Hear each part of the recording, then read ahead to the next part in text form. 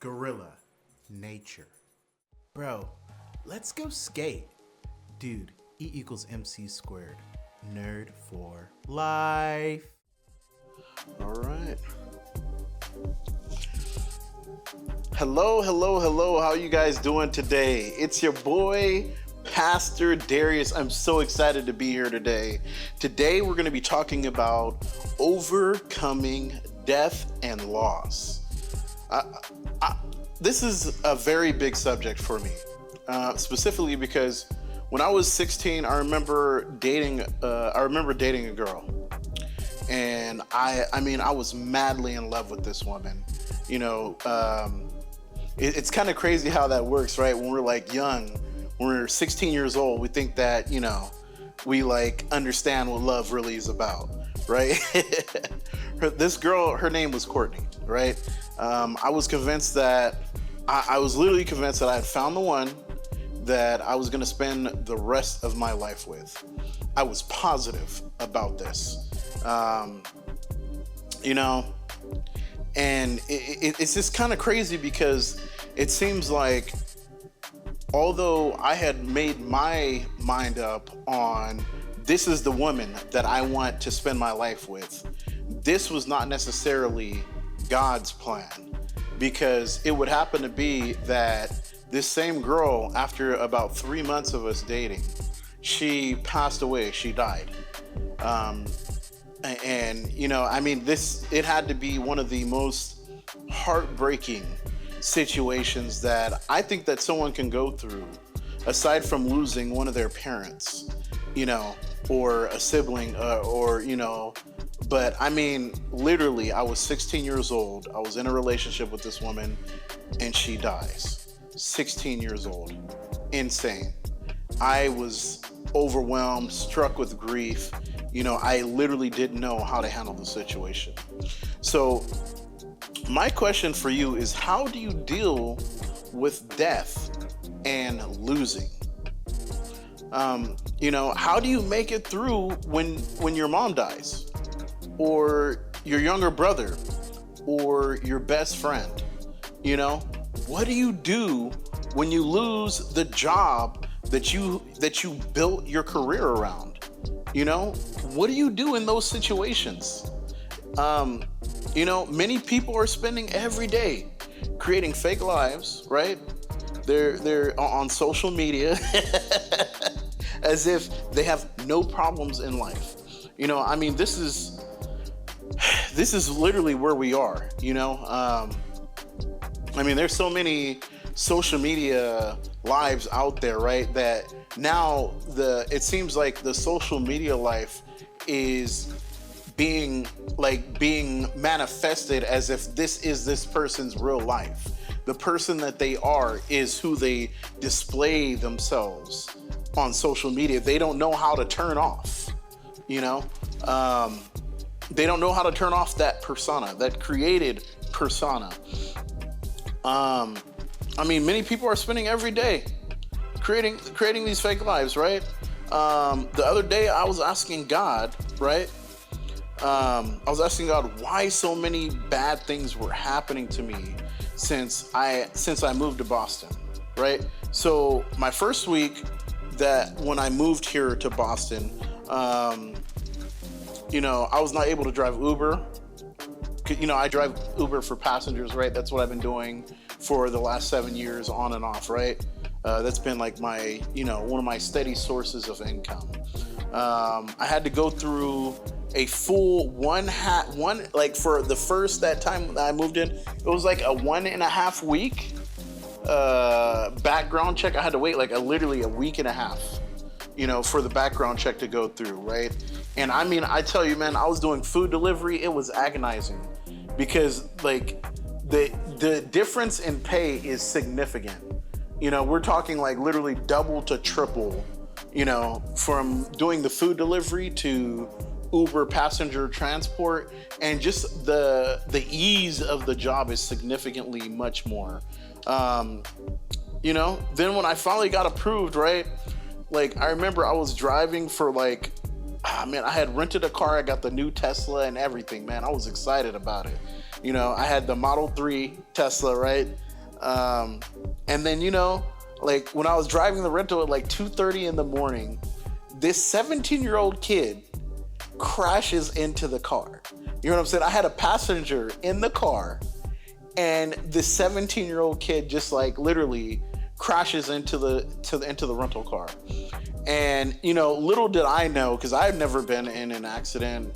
I've been renting an Uber car for the last right before I left California, I had a rental car for like 5 months, through Uber, because they have the Uber rental platform. Remember before I had it for like 1 year, a whole year I had rented a car, just until I could afford to buy another car. Now that was the plan, that was literally my plan. But like I say, just because we make plans for our life doesn't mean that is God's plan, so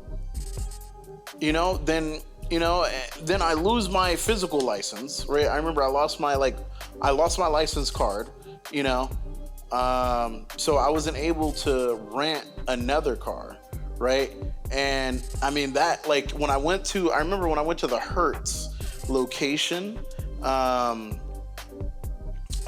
I went to the Hertz location and I returned the car, right? They were like, yeah, well, we can't. At first, it was kind of crazy because the guy told me that he would be able to rent me a car right then and there, right? And then when I get to the Hertz location, he's like, yeah, well, our policy is that whenever there's an accident, we can't rent you another car. So literally he changed his story, right? So when I was on the phone, he said, just come on in, most likely we'll be able to rent you a car. And then once I got there, it was like his story had completely changed from we'll be able to rent you a car to, well, our policy says. I was like, that kind of threw me, that he would change up like that, but, I guess, the East Coast things are different, maybe I'm just assuming that was just that one guy. That was his way of handling things. But que sera, right? It is what it is. And then 5 months earlier, I learned that my ex-girlfriend of 4 years, right? The girl I was dating for 4 years. I found out that she was she had sex with another guy. You know what I'm saying? During our relationship, and she had secretly been seeing this guy. And it hurt so bad because I had to end my relationship with this woman, because this wasn't the first time that something like that had happened, right? She had done the same thing before with another guy, but because the fact is that I lived in one country, she lived in another country, so there was a lot of strain on the relationship. And the fact is, I found out that, and then I would say once I moved here to Boston, I found out, the same girl, right, that I broke up with, I found out that she was in a relationship now with that same guy, and I found that out when I moved to Boston, oh man, it just felt like I really been feeling like things have just been getting stacked on, literally I've been feeling like things have just been stacked on, I thought I just, man, this isn't the craziest thing ever, right? All those different things have been happening, and it's really been feeling like things have been getting stacked on. All these things happen in such a short time, and I've been feeling like the world is collapsing around me, literally, I've been feeling super stressed out. The crazy part is that I'm always happy and I'm always smiling, because the fact is that I'm just grateful.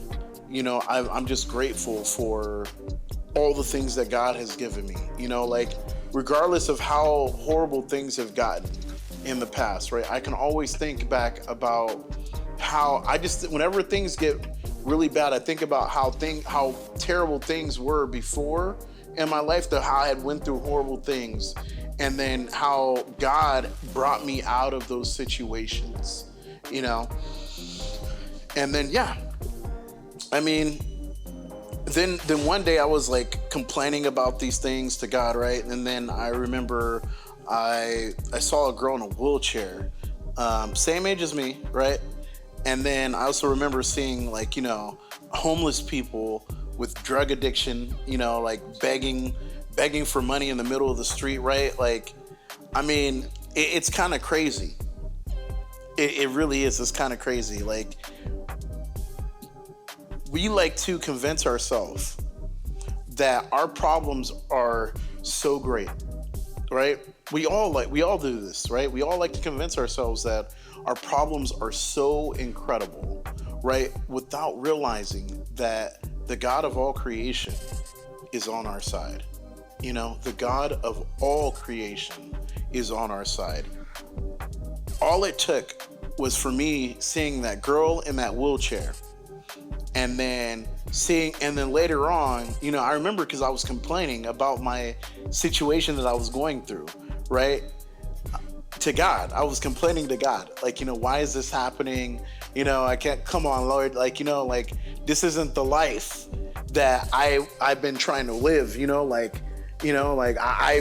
I've been believing for incredible things in my life.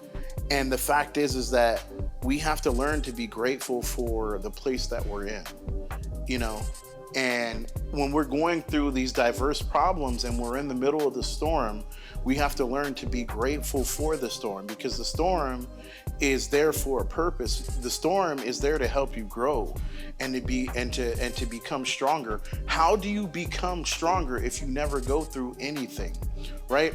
I can think about like my college career, right? How do you become educated if you don't go through the exams and the preparation that you go through in your college career, right? How do you become educated if you don't go through through that great difficulty? My college career, right?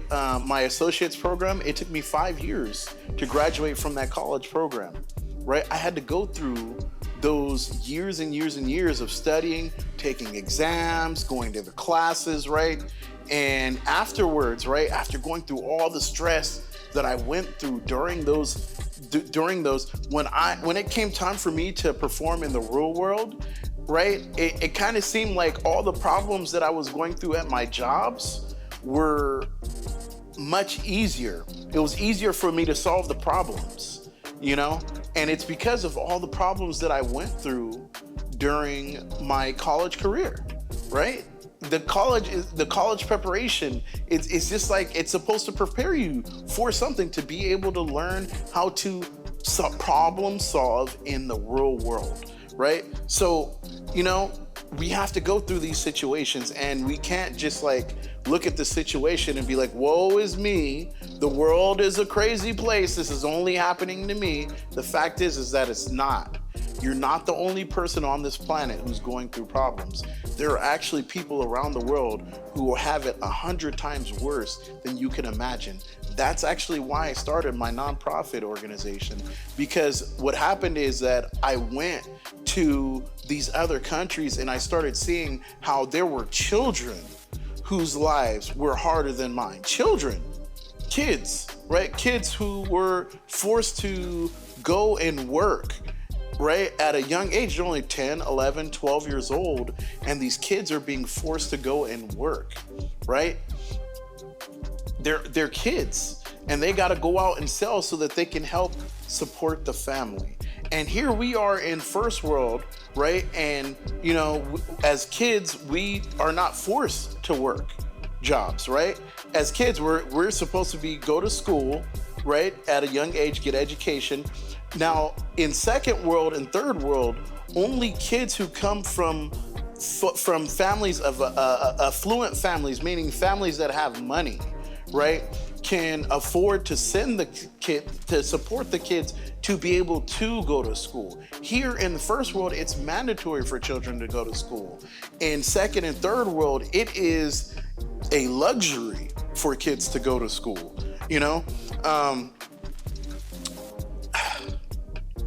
It's crazy, man.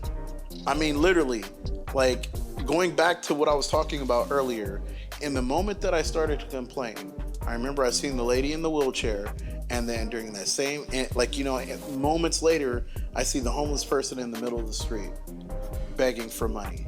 And this person, you can tell this person was drug addicted. They had drug addiction, right? The girl in the wheelchair, the only thing she probably wishes is that she could just get up and walk, on her own 2 feet. And the homeless person probably only wishes that, they had a car to drive, a home, and a bed to sleep in. Maybe they wish they weren't addicted to the drugs,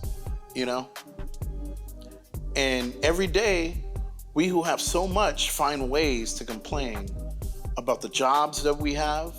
We complain about how expensive our bills are, not realizing that, we're all fortunate, right? Like, to have bills to pay. We're all very fortunate to have bills to pay. That we have things that we can pay for. We need to stop focusing on these minuscule problems that keep coming, right? And start focusing on the solutions to the problems. There are some things that are definitely outside of, our control, right? When somebody dies, right? How do we respond to that? For like somebody that we love and we plan to spend our rest of our life with this person, and then this person passes away. Certain things are out of our control. What we can do is we can realize that death is a part of life, right? The sooner that you learn to accept that death is a part of life, there are children that die, right? Children, they're not even going to get to live a part of their life.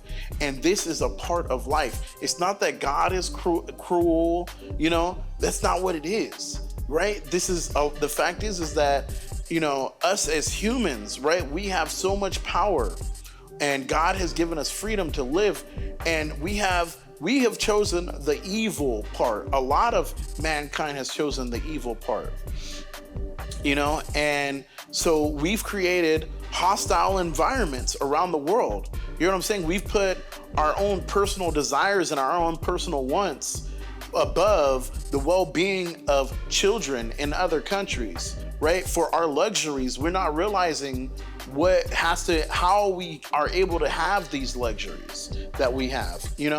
A lot of the things that we have, like the cell phones that we use, we don't know. What a lot of people don't know is that there is what is it? There's like a specific type of product inside of the cell phones, right? That is mined over in Africa, and they use children to mine this specific material that is used to make our phones. You hear what I'm saying? And for our cars and all these luxury things that we like, our cameras and stuff like that, right?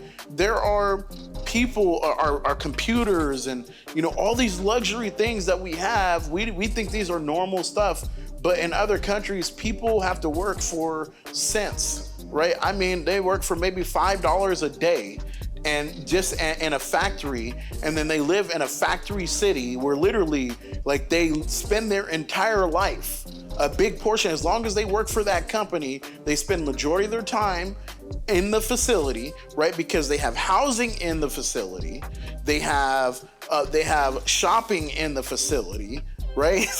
Like, literally, they have like cities that are built around these corporations so that they can continue, so that here us in first world can continue to live the lives that we're living now. We need to be more appreciative of the things that we have, you guys. This is my message for you guys. Be appreciative. Be appreciative for the time that you have with the loved ones that you have.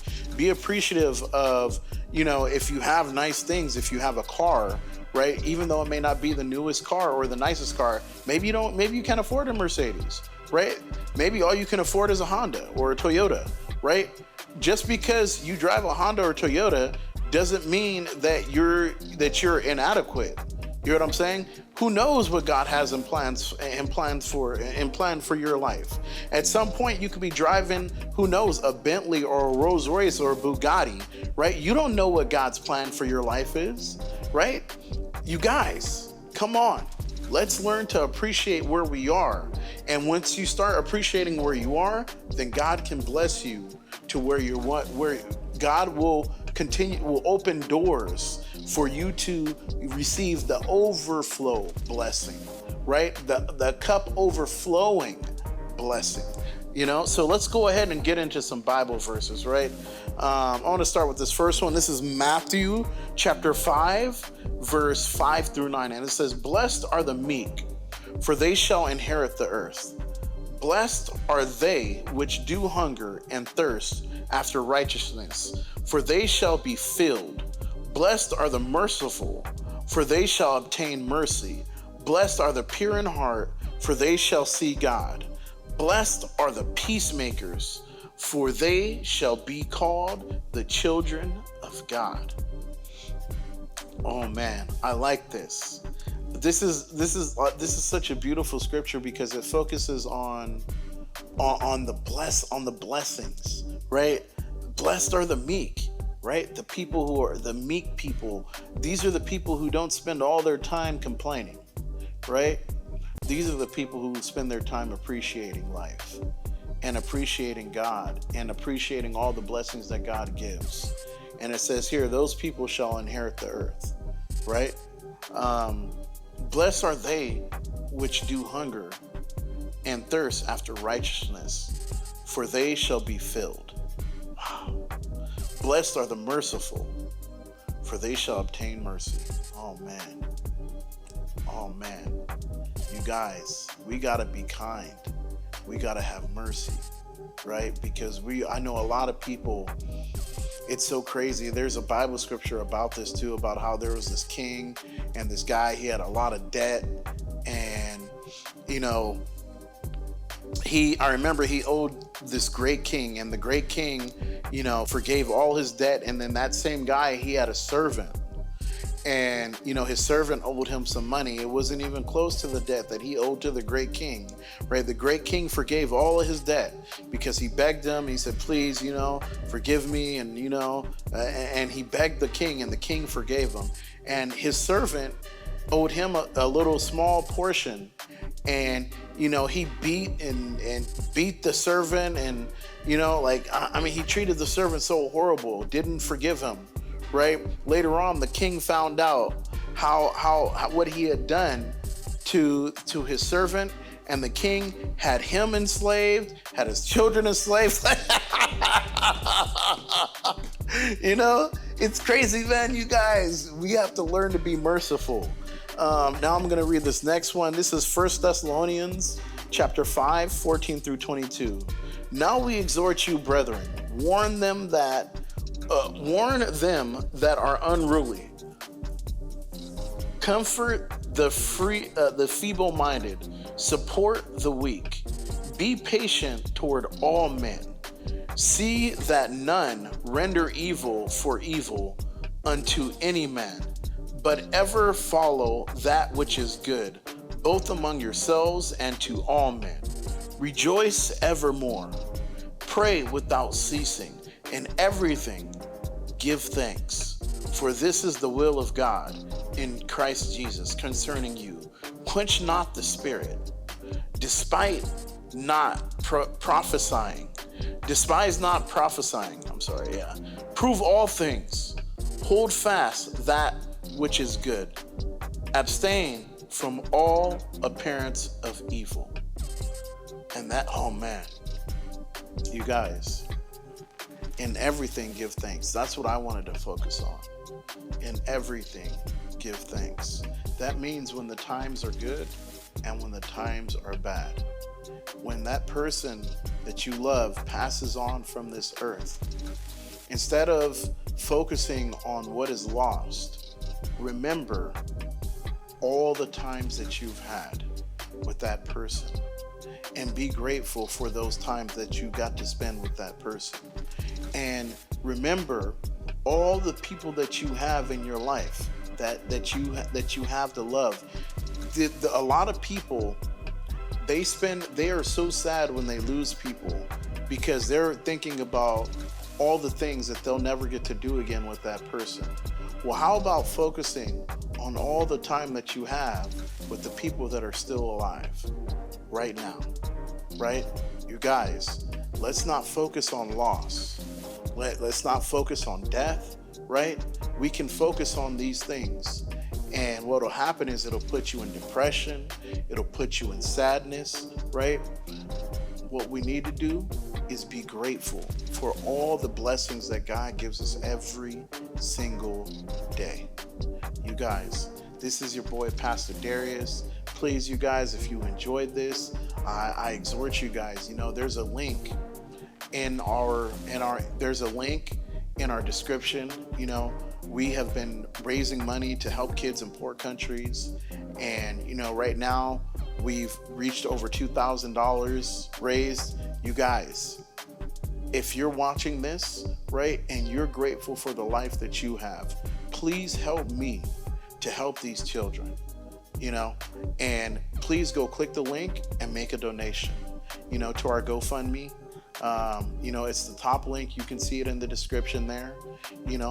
You guys, we have to make a difference in the world that we're living in. If you guys want to see great things in your life, right? If you have children, if you have nephews, if you have nieces, just imagine them not being able to eat. Imagine them not being able to pursue their education because they were born in a family that doesn't have money. This is somebody's reality, some kid's reality, and we want to help those kids. Right now, we're trying to buy some test books for some kids over in Ghana, Africa.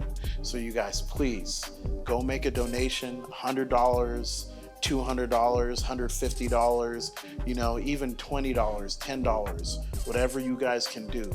Please go make a donation. This is your boy, Pastor Darius. I want to thank you guys so much. Hope you have a great week. You guys, don't forget the message. Appreciate the life you have. Catch you guys next time. Peace.